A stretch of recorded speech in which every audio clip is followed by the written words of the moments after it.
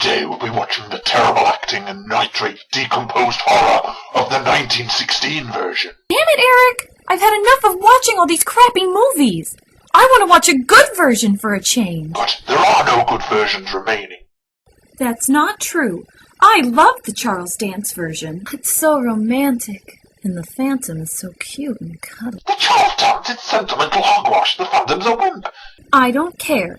Today we're watching what I want to watch. He wears a straw hat and has picnics in the sewers, for pity's sake. If you put it on right now, I'll let you hold my hand during the romantic parts. I'll be good. I'll be good.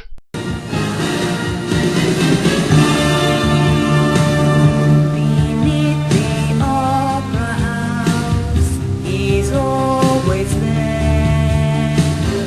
He watches phantom films down in his lair. And though he's cuddly to Market Lane, the phantom reviewer will watch each version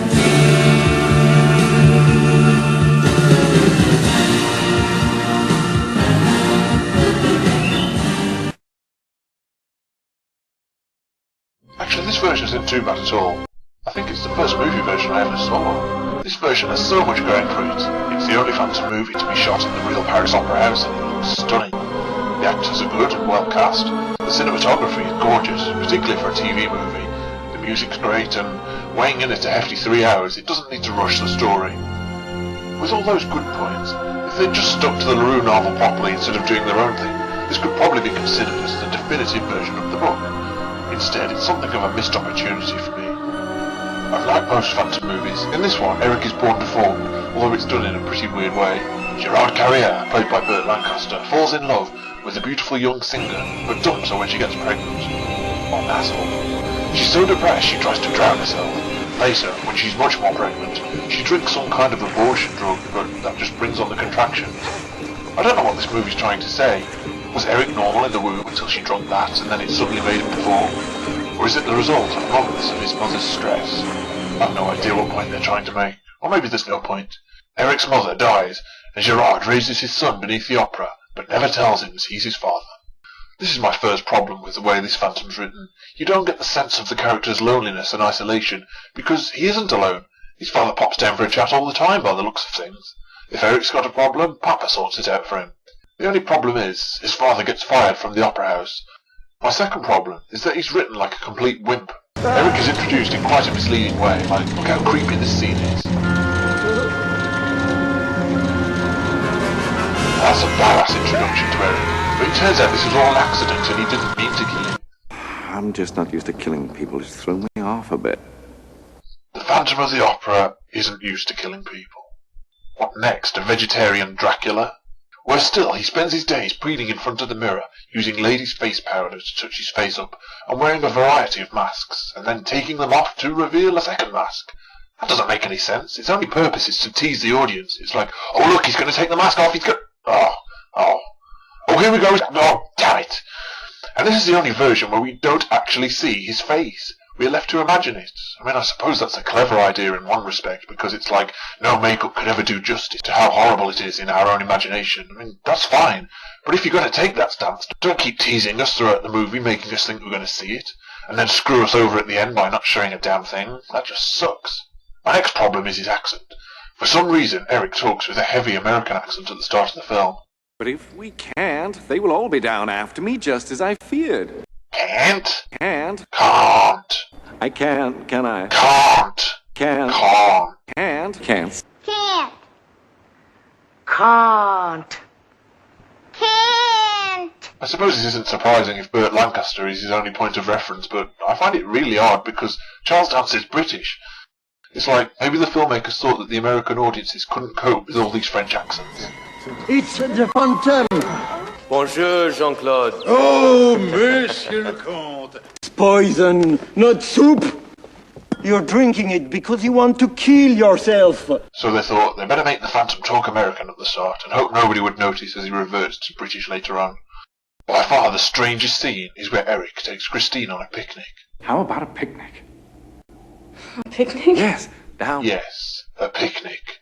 In the sewers. I'm dead sucking furious. And, of course, a walking cane. And to complete our little outing, voila.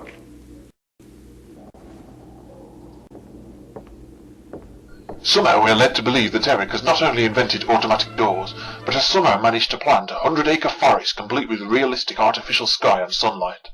Now, I know electric lights were coming along about the time that this is set, but how many billion lumens would be needed to make such a bright sky? That's absolutely crazy. Nonsense. Shh. The morning birds. Pheasant, too, I hear. And deer. Squirrels, foxes, rabbits, all playing most harmoniously. And where did he get all these stuffed animals? Second thoughts, I don't want to know. My hobby is stuffing things. You know, taxidermy. And the dialogue here makes no sense at all. In fact, I call this domain my dreamery. Do you find that apt? Yes. Apt to what? Well, apt to what you wish. Exactly so. Apt to what? Come again? Apt to what? Well, apt to what you wish. Exactly so. Nope, still didn't understand that. I think what this movie's trying to get across with the Michael Jackson's Neverland-style lair and childish tantrums is that the Phantom, despite being a musical genius, is emotionally and psychologically underdeveloped. He's still like a child inside, or at least that's the way I look at the character. This is quite an interesting slant on the idea, but personally, I prefer my Phantoms to be more threatening. And what's going on in this scene? Christine explores his creepy dream world and hears a crying baby, and it turns out to be one of Eric's dollies. Yet he's pulled the head off and stuck it upside down next to a painting of his mother. Okay, what's up with that? It's a bit sinister. One aspect of the Phantom's character that I think they did a great job with is the genuine air of ghostliness that surrounds him.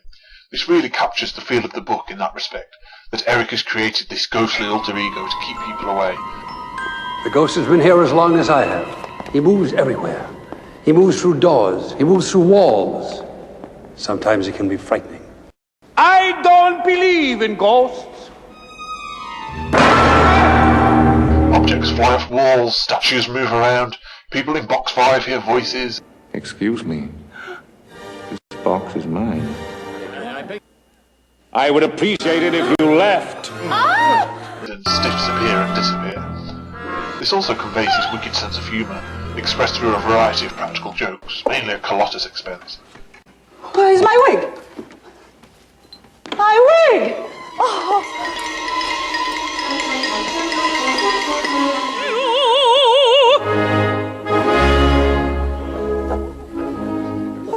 Il fatuo arcano e non dipende no dipende da potere umano.